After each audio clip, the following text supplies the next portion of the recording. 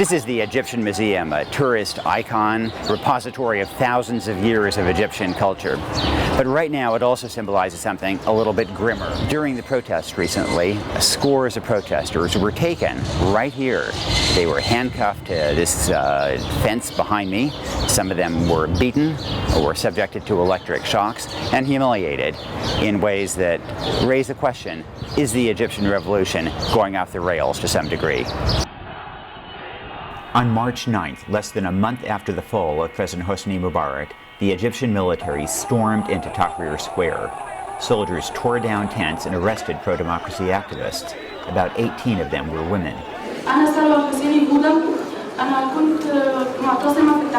Salwa Gouda is a passionate pro-democracy activist.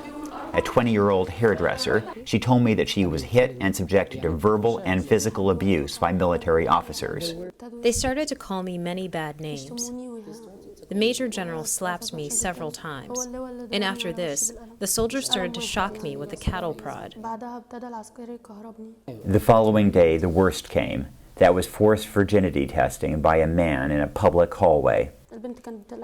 The women were asked to take off all their clothes. They said if anybody was not a virgin, she would be taken to military court and accused of being a prostitute. I was shattered. My whole body was shaking. Our army humiliated us. The larger problem goes far beyond the humiliation of one woman. Men were also tortured. This YouTube clip shows a man who says he was beaten and detained at the Egyptian Museum. So even after a people's revolution, the army still arrests and tortures with impunity. As a human rights organization, virginity tests are completely unnecessary, inherently discriminatory, and in this context they're sexual assault. Right. A lot of Egyptians may find this kind of treatment legitimate because they think the army knows best, and they think we're in a state of insecurity and everyone's worried about the future going forward. But I think if you start now with, well, you can't touch the military, you can't criticize the military, then seriously, what was Tahrir all about? But it's not just protesters in Tahrir. We were being manhandled very harshly. I mean, I had the two people grabbing me from my arms and my wrists. Rajia Omran told me that she was roughed up by soldiers at a polling station.